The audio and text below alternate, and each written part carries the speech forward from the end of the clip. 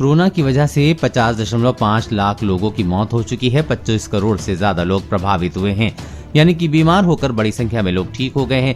लेकिन क्या ये पूरी तरह से ठीक हो पाए हैं? उनके शरीर के सारे अंग कोविड के पहले की तरह सेहतमंद तरीके से काम कर रहे हैं? जी नहीं, ऐसा नहीं है।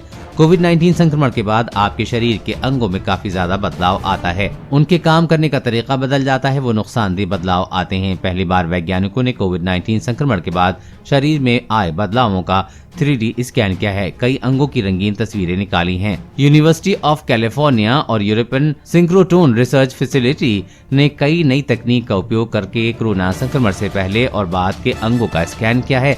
तकनीक का नाम है हेराक्रिल फेस कंट्रास्ट टोमोग्राफी।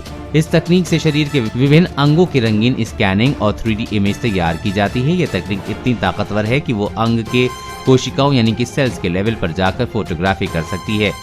ESRF तकनीक से जांचे गए शरीर के अलग अलग अंगों का 3D स्कैन, इसका एक्सरे फ्रांस के ग्रोनोबल में स्थित ESRF ने बनाया है। ESRF में एक्सट्रीमली ब्रिलियंट सोर्स अपग्रेड तकनीक का उपयोग किया गया है, जिसकी वजह से अस्पताल के एक्सरे से ESRF एक्सरे 100 करोड़ गुना ज्यादा चमकदार और स्पष्ट हो जाता है। यानी आप किसी भी अंग की कोशिकाओं में कुछ अंतर या बदलाव को सीधे स्क्रीन पर देख सकते हैं, वो भी बेहद सूक्ष्म स्तर पर जाकर। यानी उन नसों को भी देख सकते हैं जो 5 माइक्रोन व्यास की हैं, यानी कि बाल के व्यास का 10वां हिस्सा। ऐसी नसें इंसानी फेफड़ों में पाई जाती हैं। क्लिनिकल सिटी स्कैन यानी कि अस्पतालों में उपयोग होने वाला स्कैन खून की नसों को सिर्फ 10 मिलीमीटर व्यास तक ही दिखा पाता है। UCL मैकेनिकल इंजीनियरिंग विभाग की साइंटिस्ट डॉक्टर क्लेयर वॉल्श ने कहा है कि शरीर के किसी भी अंग को अगर हम एक बार में इतनी सूक्ष्म स्तर पर जाकर देख सकते हैं तो इससे चिकित्सा विज्ञान में इससे बड़ा रेवोल्यूशन कुछ नहीं होगा।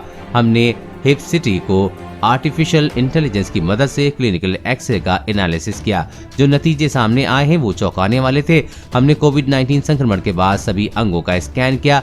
वैज्ञानिकों ने देखा कि कोविड-19 संक्रमण के बाद नसों में खून की सप्लाई रुकती है। इसमें 2 तरह के सिम्टम बाधित होते हैं। पहला, खून में ऑक्सीजन सप्लाई करने वाली बारीक नसों, और दूसरी जो कि फेफड़ों के ऊतक यानी कि टिश्यू में खाद्य सामग्री पहुंचाते हैं। अगर ये दोनों बाधित हो जाएं तो शरीर में ऑक्सीजन की कमी होने लगती है।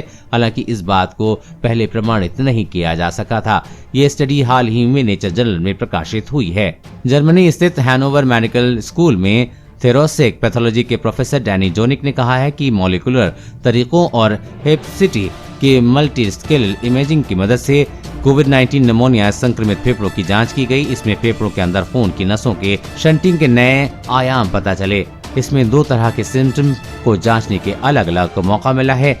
इस तकनीक की वजह से हमें ये पता चल पा रहा है कि कोविड-19 से पहले अंगों की स्थिति कैसी थी और संक्रमण के बाद वो किस स्थिति में है। ESRF के प्रमुख वैज्ञानिक प्रोफेसर पॉल टेफोरियो ने बताया है कि हिप सिटी को मनाने का आइडिया कोरोना महामारी के बाद ही आया, क्योंकि पूरी दुनिया में इस बात की व्यवस्था नहीं थी कि शरीर के अंगों की बारीक जांच की जा सके। हम तस्वीरों को बड़ा कर सकते थे। आमतौर पर शरीर के अंगों की तस्वीर बेहद धुंधली आती है, इसलिए उनकी चमक बढ़ाने के लिए कोई व्यवस्था नहीं थी। लेकिन इस तकनीक से हम अंगों की तस्वीरों की सही मात्रा में चमक बढ़ा सकते हैं।